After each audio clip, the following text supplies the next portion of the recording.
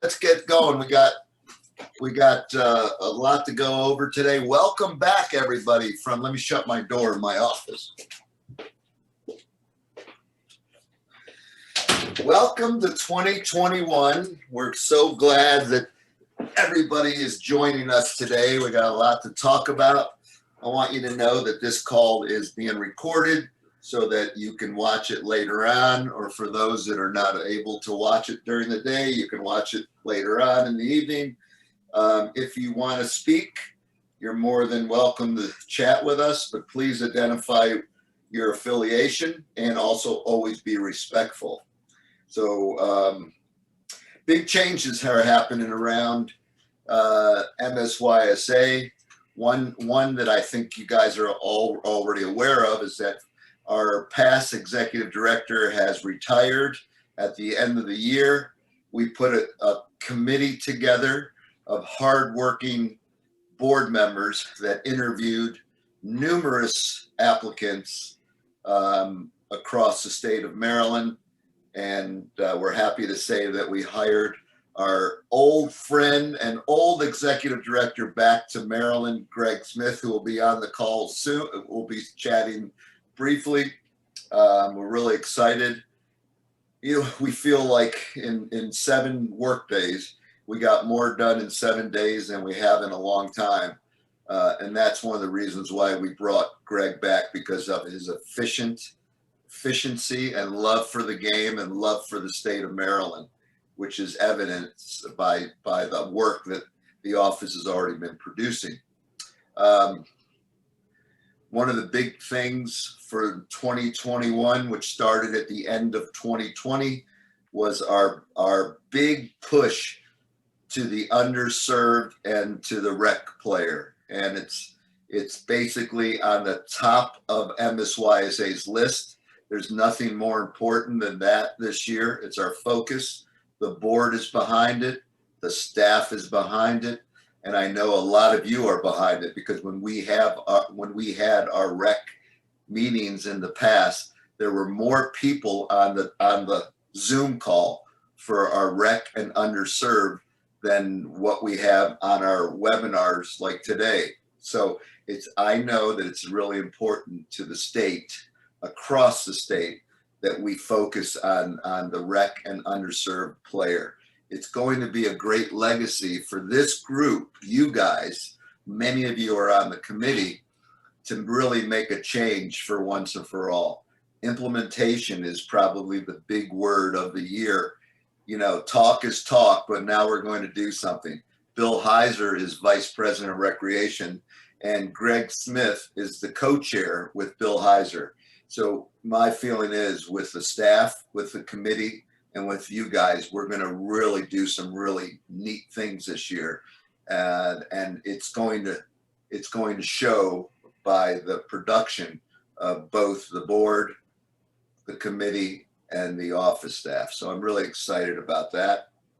Now I'd like to introduce to you our new executive director, but he's not so new. He was our executive director. For those who don't know, 3.5 years ago, he was our executive director, and he moved on and he became a big shot for US Youth. And he worked for US Youth and did great things for them.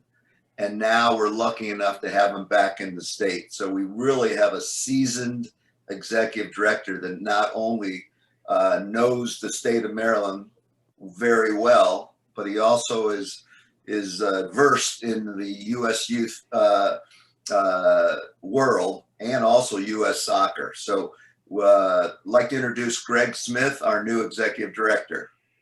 Thank you, Mark, and happy Friday and happy New Year, everyone. I'm so glad that you changed and said new, because I was starting to develop a complex of what you call me old all the time. No one wants to hear that you're old, but it's so great to be back. In many ways, Mark's right, it's been, I think, 6 days now. In many ways, it just feels like I never left, that we were here all along. And so fortunate and grateful to Mark and the incredible board of directors who graciously gave me another opportunity to come back and rejoin the family. And I got to be honest with everyone who's on the call and everyone who might watch this later on. the main reason for coming back was because I knew how many great people were already currently serving on the board and were already in such important leadership positions within all of our affiliate clubs and leagues, and who are serving as coaches and referees, that I knew without a shadow of a doubt that with working hard and remaining committed and dedicated to our mission, which is what you can kind of see on the screen right now, that we were going to be able to do absolutely incredible things. So if you aren't yet excited, hopefully by the time I'm done speaking in a few minutes, you'll be more excited. And if you're not quite where we need you to be over the next coming weeks and months, I'm sure we'll be able to get you there. I always want to make sure that in any time we have an opportunity to talk, that we start at the basics, and the basics are our mission and who we are. You know that we are the highest administrative authority for the sport of soccer in the state and also the District of Columbia, as recognized by our governing body for the sport, which is the United States Soccer Federation. Our mission is sort of guided or steered by our 4 pillars, which you see on the screen there. We execute and we achieve our mission through educating, promoting, supporting, and providing for all of our members. Those include the affiliate clubs and leagues, and every single player and every single team and every single referee and every single administrator, and on and on and on. We also, because of this position, we want to make sure that we're always asking and encouraging people to follow us on our social handles. You can see them there on the screen. If you're not doing so yet, please do. We want to remain engaged. We want to remain connected. We want to make sure that we always have the most easy and fast way to give all of you the most up-to-date information that we have to pass along, and to also share in all of your accomplishments and all of the exciting things happening within your clubs, within your league. So if you haven't done so already, please do take a minute and follow us using those handles. And we do I just want to share a couple quick things here. In the first 6 days, we've already reached out to every single county executive in the state. There are 9 of them. In addition to those 9 counties that have executive, we've reached out to all the other counties who have commissioners to say hello, to let them know that we are here, that we want to have an open line of communication, and that we want to be able to advocate on behalf of all of our members, all of our affiliates, to continue growing that game, to continue collaborating, and to make sure that we're getting kids back on those fields in a safe way, in as safe as a way as possible. And I can report that while it's only been a couple of days, we've already heard back from those counties that you see on the screen in front of you, and the responses back have been extremely positive. Miss Cantor, who runs the Park and Rec up in Cecil County, she wrote back with this long story about how her children have been playing within the MSYSA family, and just how many benefits it's brought to them, and that she'll do anything to support us and grow the game up there. Just heard back from Baltimore County's Park and Rec as well. They couldn't be happier to continue working together, and again, so many others, and that'll continue to go. So please know that we're doing this on your behalf. And if there's anything happening within your county, within the state, let us know. Anything that we might be able to help with, if it's picking up that phone or sending an email, we want to, because we're all in this together. And again, by working together, that's how we're going to have that greatest success going forward. The last little thing I want to kind of tease out there is that here in 2021, this is the 45th anniversary for the Maryland State Youth Soccer Association. And you do the quick math, that means it was started in 1976 by Mr. Tom Bailey, our founder.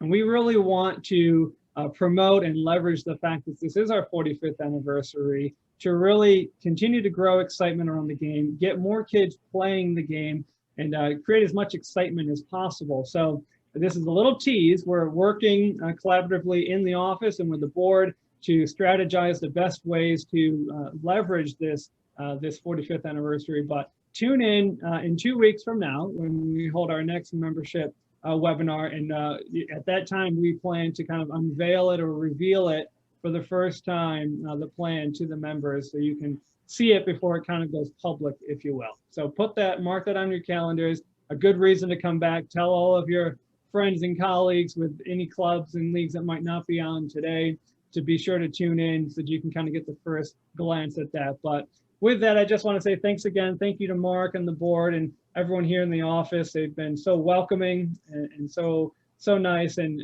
couldn't be happier. Looking forward to continuing to connect with all of you. Thank you for all that you do every day, and let's keep moving forward together. Thanks.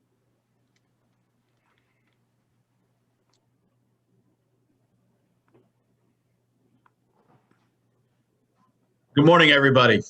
I'm Bob Shannon. I'm the finance manager for the association, and I have not met many of you yet because I'm still fairly new with the organization. I started in June, and I'm attempting to try to fill the shoes of Adrian Ryan, who filled it for many, many years, who did a great job with that. And I'm just appreciative of the opportunity to serve the state and to serve all of you in any way that we can. Greg asked me to talk briefly today about something that we sent an email out last week concerning the PPP loans. And hopefully each of you is already aware of the Paycheck Protection Program loans that are out there. There was one that was put out last spring by the federal government, and now there's PPP number 2 that has been issued out to small businesses. And in the email that we sent out, we gave you some details regarding it. If you've not already aware of it, you want to be aware that this is a federal government loan program that allows you to assist you with your payroll expenses and other related operational expenses like rent and things like that. Just like with PPP number 1, if you use all the resources, the government is planning on forgiving those loans. So basically, honestly, it's almost like free money from the government if you apply and meet all the guidelines and then use all the resources to help out your organization. The requirements for this year's PPP number 2 loan are very similar to number 1, with 2 exceptions. Number 1, you must have less than 300 employees. I believe the last time it was like 1,000 or something like that. And then the other big one that is different this time is you must show for forgiveness that your gross receipts are 25% reduced in one of the 4 quarters, quarter 1, quarter 2, quarter 3, or quarter 4. For most of you, it probably will be quarter 2 because that's when most of us took the hit last year. Quarter 2 is April, May, and June.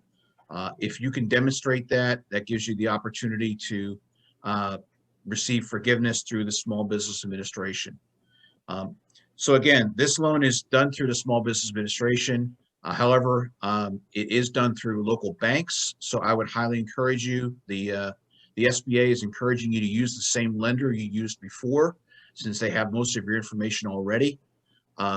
So reach out to your lender, reach out to your accountant for your club, and inquire about this. And if you have any questions in general, I could try to answer those. I'm not a expert on the law or the rules, but can provide any assistance to you at all possible. Thank you, Bob. Appreciate that report. Next slide, please. Everybody knows that Maryland is dedicated to State Cup and President's Cup. It's one of our premier programs. It's exciting because most teams across the state either participate in one or the other. We're lucky enough to have a Cups director that is probably, and I'm not saying this because he's on the call, he's probably the best director across the whole country. Everyone in USU soccer knows. In fact, Brad actually runs the Cups for USU soccer. So Maryland is lucky to have Brad be our Cups director. So Brad, you're on.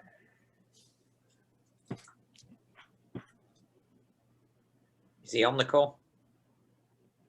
He is, but he doesn't know how to do the mute yet. No, I'm having movers. My wife had some movers come by, and so I'm trying to take care of them and take care of this at the same time. First of all, hey, thanks everybody for joining. Mine is going to be a brief report. First of all, the last Saturday we had the State Cup draw for the 15 through 18U Boys and Girls State Cup. Those brackets are up on the MSYSA website. Just a reminder that if you have any scheduling considerations, there's a form you need to fill out on the website. I will then take that as far as in when I start putting together the schedules. Right now, the boys 15 through 18 are scheduled to start their playing games the weekend of February 6th and 7th.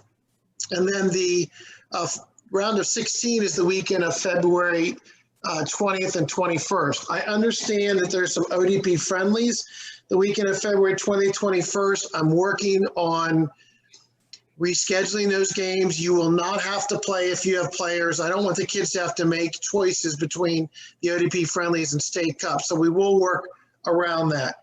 The other part about this, which remains flexible and fluid, is the fact that we still don't have, for the most part of the state of Maryland, really the numbers allowable to have state cup games right now. So what I told the teams on the draw the other day is by next Wednesday, which is the 27th, or Thursday, the 28th, we'll make a decision if we can move forward starting in February, the first weekend. If we can't, then we'll kind of readjust the schedule. I do think, I don't have it confirmed, but I do think that the counties are going to try to have their fall high school schedule in the spring from February 13th through April 17th.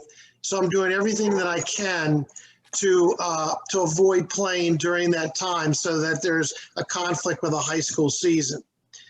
3 important dates to remember.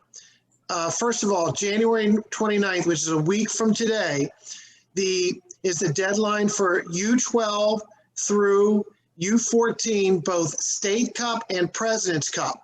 So again, the deadline for applications for U12 through 14U is next Friday. Remember, again, you just have to register. There's no payment done at the time of registration. We will go back and invoice you after the deadline has occurred, which will include any credits that clubs have or organizations have from last year. The other 2 important dates upcoming: Wednesday, February 10th is the draw for the 15 through 18U President's Cup. I will send out a reminder about that to all of them along with a Zoom link. And then the draw for the 12 through 14, both President's Cup and State Cup, is going to be Saturday, February 13th at 1 p.m. So we're moving forward. We've made a lot of options. We put a lot of contingencies out there. We will definitely have a State Cup, President's Cup this year. And I think it's looking like 95% that there will be regionals for State Cup and President's Cup. So we have to do our part to make sure that our teams are prepared and we've got them set to go. I will tell you that the President's Cup regionals this year will be back in West Virginia at Charleston and Barboursville. The NCS or regionals this year will be at the EDP complex in New Jersey. So we're looking forward to both of those events. If at any point you have questions, you can send an email to statecup@msysa.org, or I think probably most of you already have my cell number. Feel free to give me a call and I'm happy to help you in any way. Any questions for me regarding the cups? There's a question here.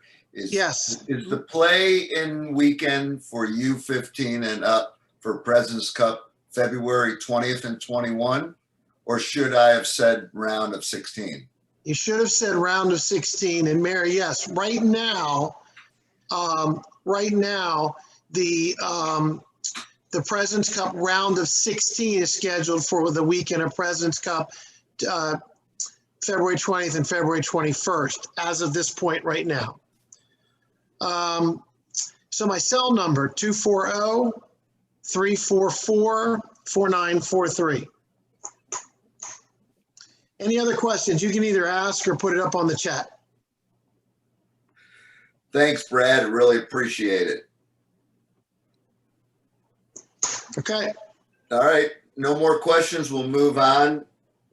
The next speaker will be our programs director for MSYSA. Gandalf French, I don't know if anyone knows, has been with us for quite some time.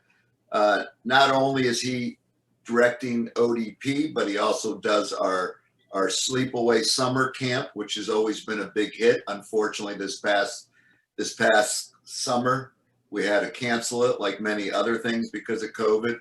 We're positive we're feeling positive that we hopefully will have our summer camp back again this summer, which is a great place to send the kids. So Gandalf, go ahead. You there, Gandalf?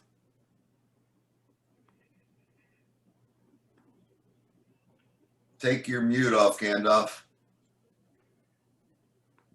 I don't believe Gandalf is on the meeting unless he's on with a phone number that doesn't have his name. Okay, next slide, please.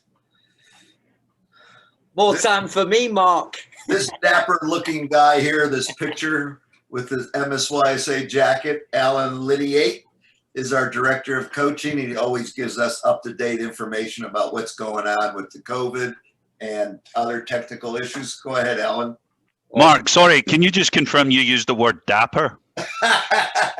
Look at that picture. Holy shit. Me and Dapper have not been in the same sentence for a long time. Right? Yeah, appreciate it. Thanks, Mark. I said diaper, not dapper. Yeah. So just quickly as an update on Coaching Ed, you know, obviously grassroots courses have been really difficult right now, obviously with the field restrictions and sizes and things. And so we are trying to wade through it. We have made some adapted a little bit to try and host some of the courses. So we are still open to host, you know, obviously depending on which county you are in, or whether, you know, the goal is obviously to get kids, you know, on the field, because obviously it's experiential learning. We want the coaches to be able to evaluate the player behaviors in those age groups. So, you know, we want it to be as realistic as possible, but that's not always the case. Obviously, if you've got a 25 restriction in your county, it's a little bit more difficult, but we are still opening up courses as much as we can in areas that maybe don't have the restriction in place. So, you know, obviously, if you're looking to host a grassroots course, the form is still on the website. You can host a course at any time. You can book it. You know, and like I say, we continue to try and push through. If you do have coaches that are looking, and obviously you can't host yourself, always send them to the Learner Center. You know, we're constantly updating and trying to, you know, give options and dates as much as we possibly can. But obviously we can't do it without the support of you as the clubs in the communities.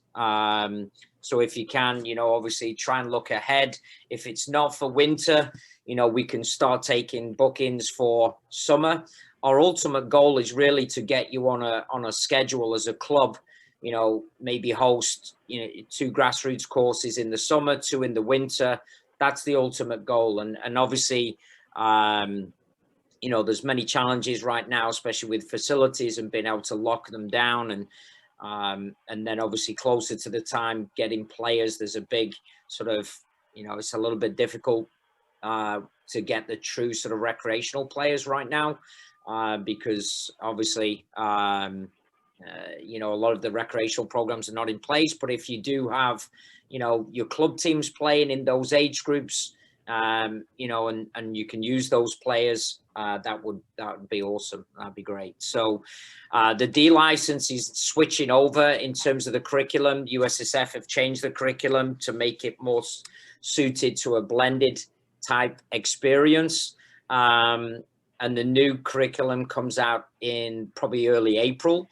So based on the structure of the Learner Center that we use, we're not reopening any D licenses until that time, because obviously we have to complete them and make sure that the curriculum, once it's switched over in the system, we'd have a problem in grading and, you know, and evaluating and things. So we're going to hold off. We're going to look to, you know, reopen the D license in the summer and just really focus on the 4-hour courses, you know, over the next couple of months during the winter season. So, so again, if you can, reach out to me if you have any questions with regards to Coaching Ed. If you do have any coaches that are looking, you know, encourage them to get onto the Learner Center. We're always trying to set more courses up there. So just in relation to COVID, obviously, there's no real big changes right now. We're still pretty much, I think it's really a state mandate at 25. However, it does seem to differ in certain areas. So as we always say, go through the county governments, go through your, whatever facilities you are using. What are their requirements in terms of, restrictions? I know some areas, some teams are sort of encouraging the use of masks whilst they're playing. So again, it's really dependent on where you are, what county you're in, what's the government guidelines. And then obviously the last one is the state. So again, if you have any questions, always feel free to reach out if you're not quite sure. But hopefully, another few weeks, and it looks like, we're on a good trend right now. We're starting to see numbers decline. So that will start to hopefully snowball and give us an opportunity to get back out on the field and start getting some games going as soon as we possibly can. So any questions for me? Hearing none, we'll thank Alan for Dan, you got a question? Yeah, I mean, it's kind of in this, maybe anybody else can answer this. I can reach out to some of the Montgomery County clubs, but there seems to be, I've heard two trains of thought for training with the pitch. We have 25 as the max. If you take like a full, let's say high school turf field, pitch, is that considered 25 for the whole, even though you might have like U10 kids that, like 14 little kids, or let's say 24 on one side? Is that just the entire pitch no matter what? Or is it, you can do half and half? Because I've heard two different stories and I want to make sure. It's hard because the terminology is not consistent, right? Yeah. And it's also, does it specifically say youth sports?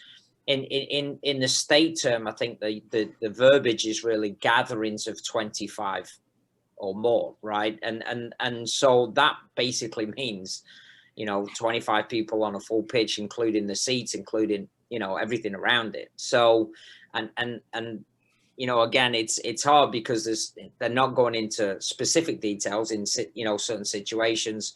I just think, it's really a blanket statement, gatherings of more than 25. So that is a difficult one. One thing as well, sorry, and obviously as we go through the coming months, we did develop the grassroots learners sort of center, a resource center for clubs. So it's kind of got our own, almost our own sort of curriculum that recreational or grassroots type programs can utilize. I'm updating the session plans and they should be ready to go. So during the fall, we sent out session plans on a weekly basis, so that you can either share those with your coaches, or, hopefully the coaches should be receiving them on a week-to-week basis. My goal will be to host almost like a grassroots webinar on a weekly basis during the spring, that will discuss how to break down that training session and what are the key sort of indicators. So, so hopefully grassroots coaches can log in, and join in the webinar, ask questions, but that'll be the next stage of the resource center. We are looking to either host it on our website. It's currently a Google Classroom that, sort of grassroots directors can access. But the goal is to move it to our website. I'm not sure if it's going to be password protected or whether we're just going to open it up, for people to be able to go in and utilize it. That's something that we're still discussing.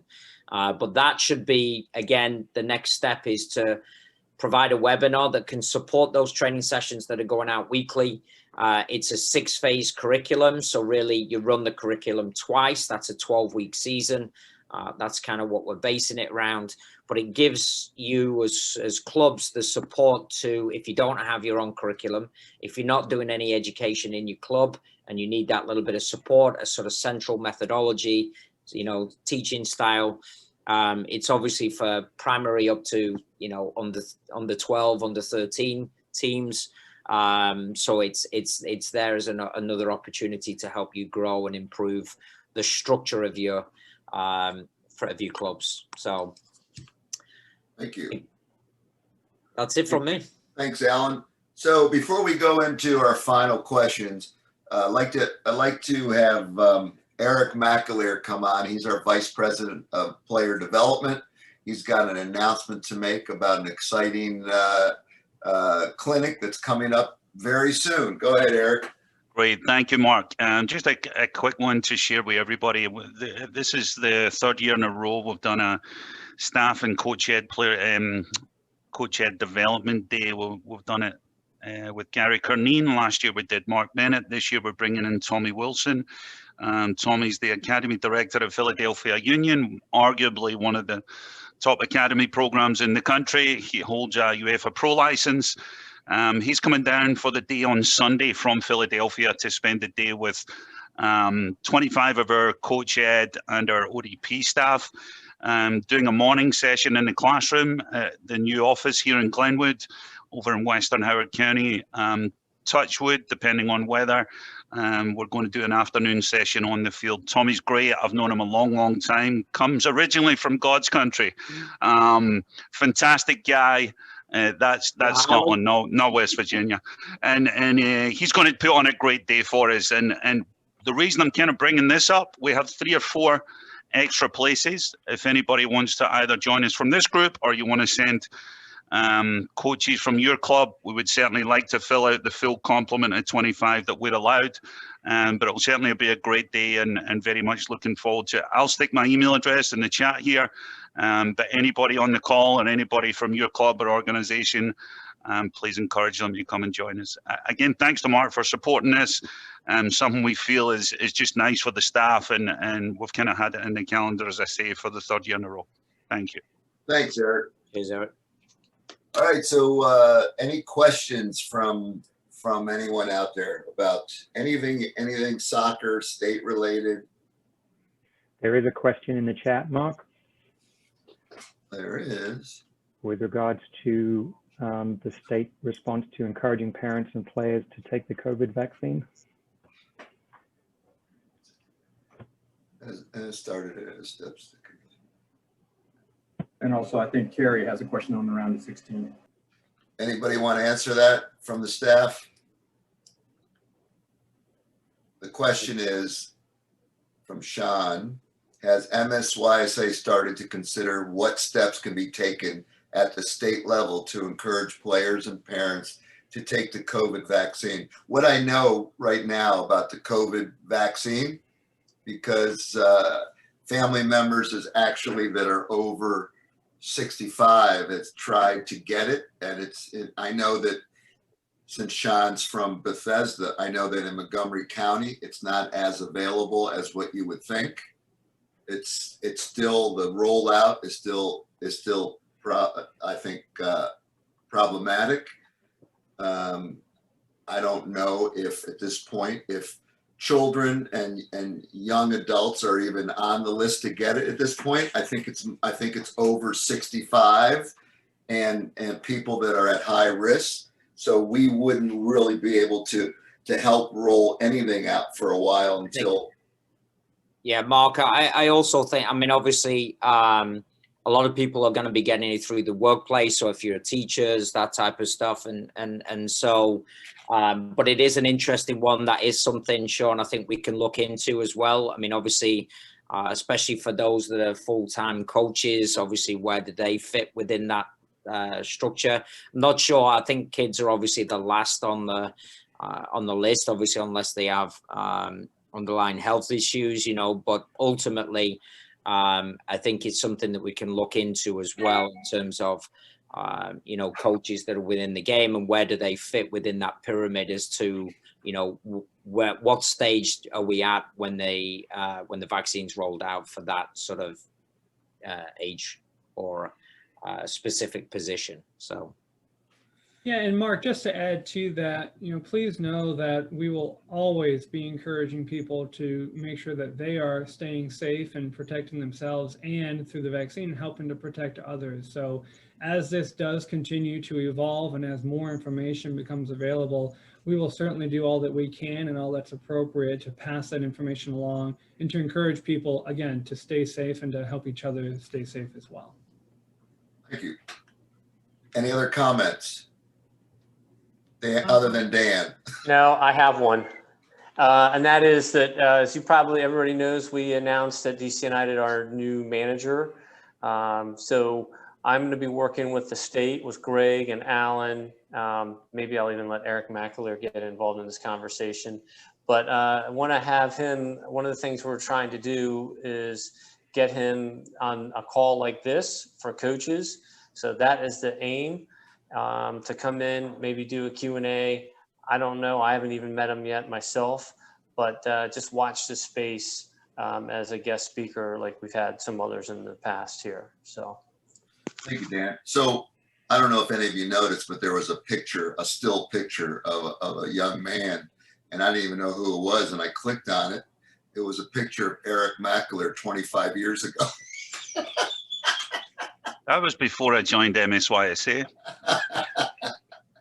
Carrie, you looked like you were going to say something. Yeah, I was just going to say, coming from, so I'm a dental hygienist, and like the Maryland State Dental Board has been lobbying pretty hard to volunteer to use dental offices as distribution centers as well.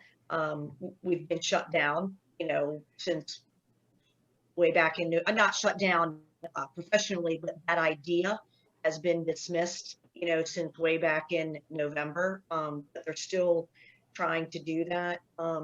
But I know, like, what we are being told in the medical community is that there's no plans right now for vaccinating anybody under 18, like no plans. Like that's not even kind of on the list. There are going to be lots of opportunities for coaches.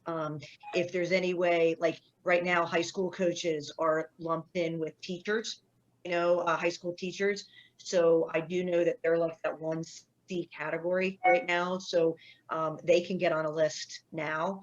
Other than that, unfortunately, I mean, it's a fortunate, unfortunate thing. If you're a healthy person, my husband is 56 and he's perfectly healthy. And his primary care just told him last week, he'll probably fall into mid-June right now with vaccination availability. So I think it's going to be hard for like on a state level to be able to give any advice, on what should be recommended for coaches, because Also, but my comment would be, anybody who's interested in the vaccine, you have to be an advocate, for yourself. If you have any issues, any underlying conditions, lobby hard, because you'll be able to get yourself in. You just have to be, your own advocate. And also, just FYI, the AstraZeneca, Johnson & Johnson vaccine is, as soon as that comes out, it's going to help tremendously because it's a single vaccine, right. Just one dose. So, as soon as that can get approved, I think it's going to accelerate the distribution significantly.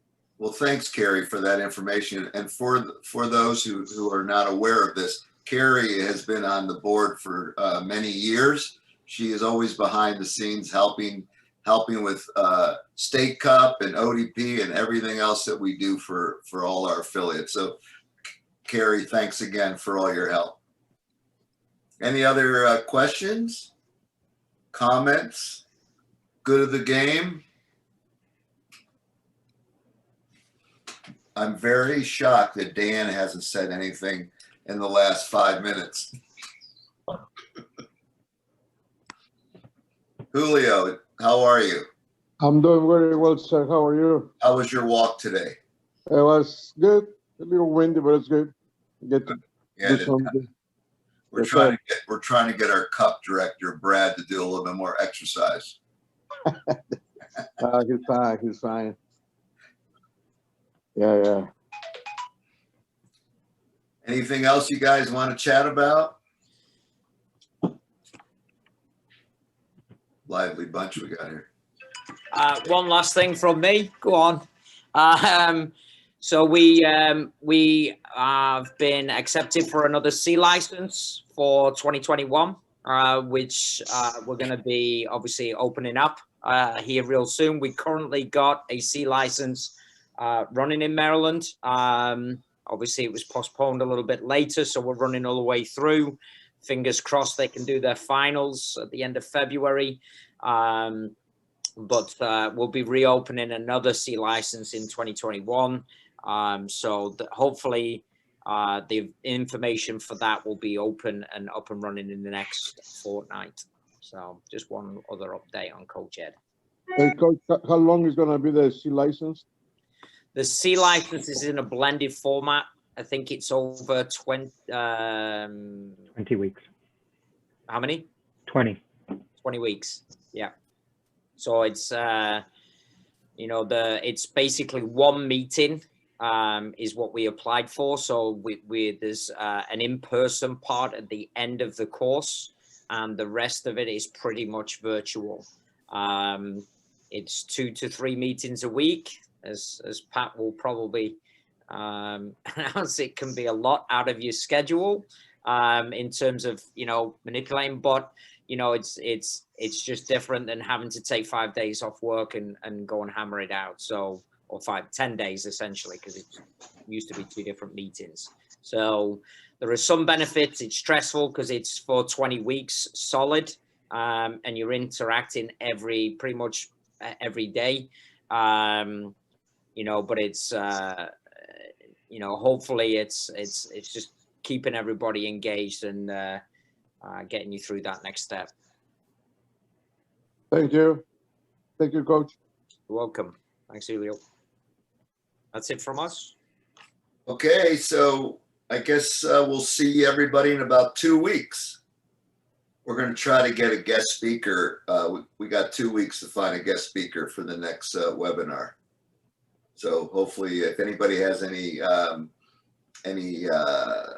information of someone we can contact, that would be helpful. If not, you're going to have to be stuck with Sean Fleming as our guest speaker in 2 weeks. Can I recommend Dan Giffen? If that was the case, you'd be here for 5 hours. Thanks, guys. Listen, everybody, stay well. We'll see everybody in 2 weeks. Thanks for joining. Sounds good. Bye.